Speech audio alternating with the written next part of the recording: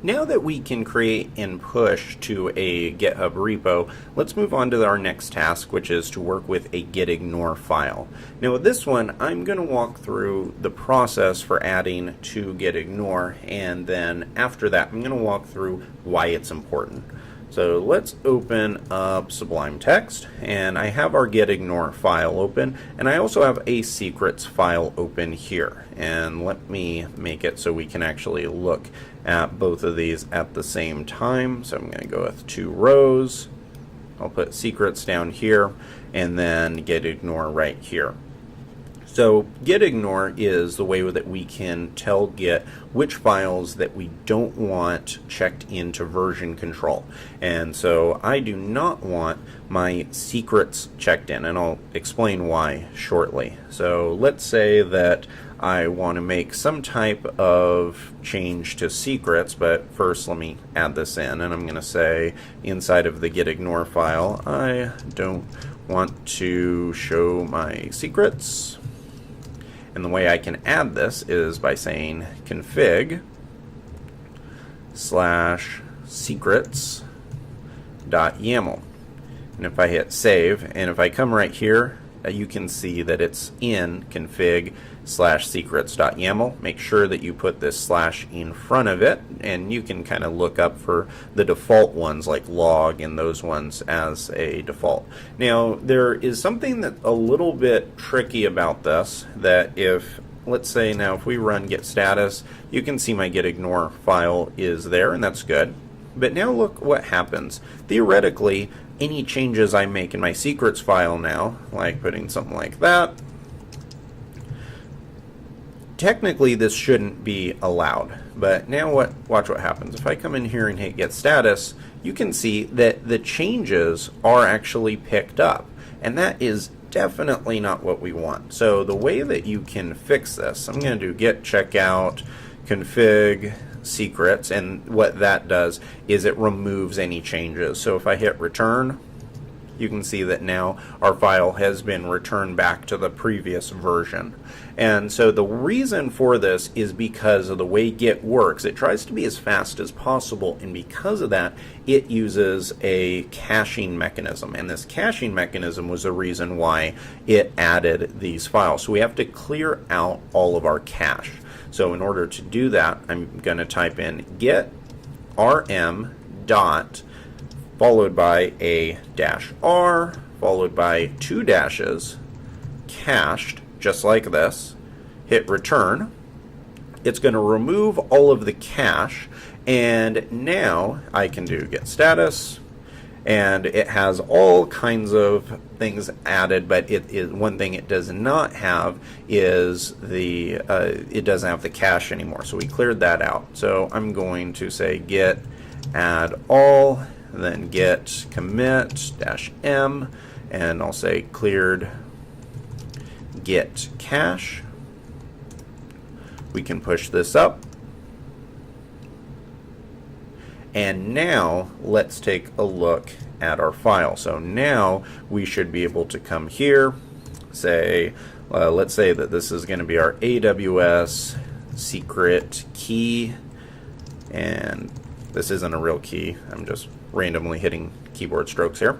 And right here, if I hit save, now let's come back, and now watch what happens if I hit get status.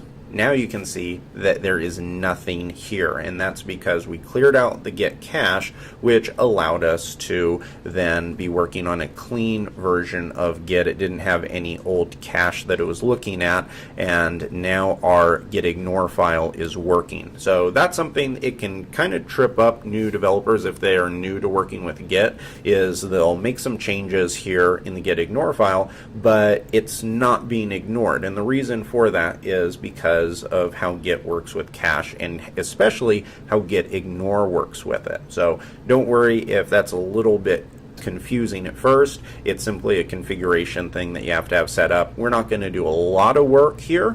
In fact, this may be the only thing that we're going to do in the gitignore file for this entire course. So now that you know how to do it, let's talk about why. So right here we have our secrets file. Now, our development and test secret keybase, this is perfectly fine for me to share. I have this pushed up originally and there's no problem. You could copy this, you could paste it in. It does not matter whatsoever, because the only time when this is going to be used is in my development and test modes, which means that this application can't be hacked by you taking this secret keybase. However, if you had my production one, when I push this application up, you could, with just a little bit of work, hack the application, because Rails uses this secret keybase as the starting point for all of its encryption. So Rails, it takes security very, very importantly, and so what it views as a critical thing is being able to give each application its own unique type of encryption, and that's what your secret keybase did.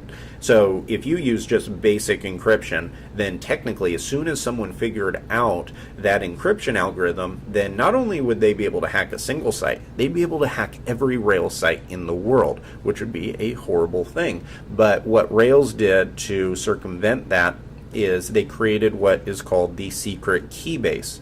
So this makes it so that even if someone cracked the encryption algorithm that Rails uses, they still wouldn't be able to hack every Rails site, because they would need to know this secret keybase. So this is a very important thing, and it's vital that you keep it a secret. Now this isn't an issue because right here I have my .env secret keybase call, and what this means, and we'll get into this later during the deployment, is that the server is going to securely store my secret keys, and it is this file right here is going to look at the server for the production keybase, and that's the way that you want to do it to securely keep them safe. But the issue is that I may want to put other secret keys here. So I may want to have, like I did right here, if I connect to the AWS S3 CDN, so I want to create a file uploader, then I'm going to have to store some API keys here. And the problem is, if I store them here, but I've not put them in gitignore, whenever I push this up, even if they're just in for my development mode keys, another user, another hacker, would be able to take my AWS keys and then use them and act like me. So they could put them in their own application and they could create their own set of servers, and then all of a sudden I could get charged an astronomical amount of money from Amazon. And in fact, I had this happen. I had a developer who's working for me, and he was still pretty new and didn't realize the importance of keeping these keys safe. And he pushed my AWS keys up to a public repository, and hackers have all kinds of scripts, and they're monitoring applications on GitHub to see if someone makes a mistake of pushing these kind of things up publicly. And the developer pushed these keys up around noon. By 2 o'clock, I received a call from Amazon, and Amazon said, "We notice that you've charged over $16,000 on your AWS account in the past 2 hours, and you've never charged more than about $50 per month. So we thought maybe someone hacked your account," and someone did. So that is something that is very critical to know, is that when you have anything that's, say, an API key or something that needs to be secure, you need a place to store that. And the secrets.yaml file is really considered one of the best places for it, but it's vital that you first check it into gitignore, and also if you've not done this from the start of the application, then you also have to do things like remove the cache like we did earlier, so that it can be tested and you can push it up and not have this file done. So what this means, that for the rest of this application build, any changes that I make right here will not be made to the public repo. So anything that I do from this point on is not going to affect it. And let's test this out. I'm going to come up here and change this and say some content. The README is what I always like to test out because it makes it very nice and easy to change things. So if I hit get status, you can see the README has been updated. Even though the AWS secret key is here, and even though this has been changed, it's not picking those changes up. Now if I do get add, and I do git commit, and let's say updated readme content. Now if I do git push, let's go take a look at our repo. So I'm going to come up here, click on, I'll just hit refresh because this will be the latest version. You can see we're now at 4 commits, and if I come to config, you can see that my secrets is now gone. The secret file is now gone, so we don't have to worry about anything we put inside of it. We can put all kinds of secure items, and it will only be available to us on our local machine. Hackers won't be able to get it. So that is how you can update your gitignore file and protect any kind of secret credentials that your application needs.